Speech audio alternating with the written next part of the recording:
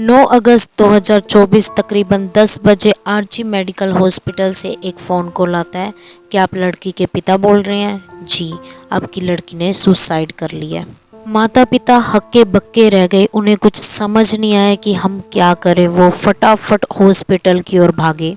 उनके हॉस्पिटल पहुंचने से पहले ही ये न्यूज़ पूरे सोशल मीडिया पे पूरे शहर में फैल चुकी थी और भीड़ की भीड़ हॉस्पिटल के बाहर खड़ी हो चुकी थी और हर किसी के मन में यही था कि आखिर क्यों।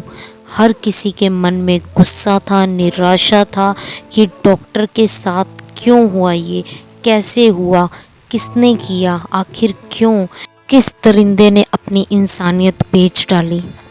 इन सब सवालों के रहस्यों को जानने के लिए हमें इसके तह तक जाना होगा। ये सच्ची घटना है आरजी कार मेडिकल हॉस्पिटल की, जिस सच्ची घटना ने पूरे देश को हिलाकर रख दिया। ये सच्ची घटना है कोलकाता की एक डॉक्टर की, जो बेहद हार्ड वर्किंग थी अपने काम के लिए और जिसने 10 से 12 साल लगाए अपनी स्टडी में ताकि वो एक अच्छी डॉक्टर बन सके। बहुत ही छोटे परिवार से आई हुई लड़की का सपना था कि मैं बड़े होकर डॉक्टर बनूं। उस महिला ने अपने हार्ड वर्क से, अपनी मेहनत से मेडिकल की पढ़ाई कंप्लीट की।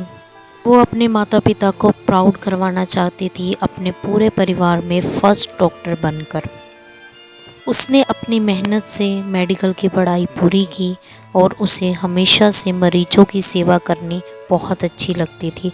वो हमेशा सबसे अच्छे से बात करती थी, हंसकर अपने सारे मरीजों को अटेंड करती थी। लेकिन कोई नहीं जानता था कि उसके साथ एक दिन ऐसा हो जाएगा। 8 अगस्त 2024 तकरीबन रात 11 बजे डॉक्टर महिला ने अपनी माता के साथ वार्तालाप किया और वह दोनों नहीं जानती थी कि ये वार्तालाप आखिरी वार्तालाप होगा। और डॉक्टर महिला की माता ने उनसे पूछा कि वो खाना खा चुकी हैं। उन्होंने बोला जी मैं खा चुकी हूँ और मरीजों को देखने जा रही हूँ। डॉक्टर की माता को यही था कि उनकी बेटी अपने काम के प्रति बहुत हार्ड वर्किंग है, पर हुआ कुछ ऐसा कि रात 12 बजे के तकरीबन डॉक्टर महिला ने अपने जूनियर सहयोगियों के साथ हंसी खुशी बातें की और इसके बाद वो कहने लगी कि वह थकी हैं और रेस्ट करेंगी। उसके लिए वो 4th फ्लोर पर सेमिनार हॉल में जाएंगी। किसी को भी पता नहीं था कि ये हंसी उनकी अंतिम हंसी होगी। इसके बाद वो कभी दिखाई नहीं देंगी हंसते हुए। 9 अगस्त 2024 को जब हॉस्पिटल की तरफ से महिला डॉक्टर के पिता को फ़ोन किया गया तो उनके पिता और उनकी माता दोनों हक्के बक्के रह गए। वो फटाफट से हॉस्पिटल को भागे और हॉस्पिटल का दृश्य ही अलग था। वहाँ लोग इधर से उधर भाग रहे थे, किसी को कुछ समझ नहीं आ रहा था। और जब महिला डॉक्टर के पिता ने अंदर जाकर देखा तो उनकी बेटी बिना कपड़ों के वहाँ पड़ी थी। आँखों से और निजी अंगों से लगातार खून बह रहा था। जगह जगह घाव के गहरे निशान थे, नोचने के निशान थे। वो परिस्थिति बहुत ही भयानक थी। शर्म की सारी हदें पार हो चुकी थी। माता और पिता के लिए ये देखना बहुत ही भयानक था। पूरे हॉस्पिटल के स्टाफ, डॉक्टर्स के अंदर एक गुस्सा था, एक निराशा थी, एक क्रोध था कि आखिर क्यों। अस्पताल के बाहर भीड़ की भीड़ इकट्ठी हो रही थी और सबका एक ही नारा था, वी वांट जस्टिस। क्या डॉक्टर्स, क्या मेडिकल स्टूडेंट्स, क्या आम जनता, सब के सब लोग सड़क पर आ गए। सबका एक ही नारा था कि हमें इंसाफ चाहिए और गुनहगार को कड़ी से कड़ी सजा होनी चाहिए। जांच अधिकारियों ने जांच करनी शुरू कर दी। अस्पताल प्रशासन ने इसे हत्या के रूप में पेश करने की कोशिश की। महिला डॉक्टर के शरीर पर गहरे घाव देखकर, उनकी गर्दन टूटी हुई देखकर यही देखा जा सकता था कि ये मामला बिल्कुल भी नॉर्मल नहीं था, जो कि पोस्टमार्टम की रिपोर्ट में साबित हो चुका था। जांच के दौरान संजय नामक एक व्यक्ति सामने आया। वो अक्सर अस्पताल में आया जाया करता था। अब उसे शक की निगाहों से देखा जाने लगा। सेमिनार हॉल के बाहर एक ब्लूटूथ डिवाइस बहुत ही बुरी हालत में पड़ा हुआ था।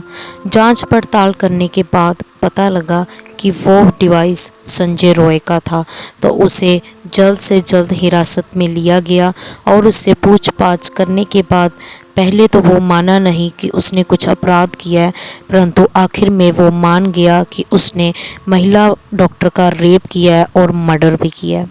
उसकी कई शादियां हो चुकी थी, यहाँ तक कि जब उसका मन भर जाता था तब वह उस महिला को मारता था और उसे छोड़ देता था और दूसरे को अपने झांसे में ले लेता था और उसको भी मारकर छोड़ देता था।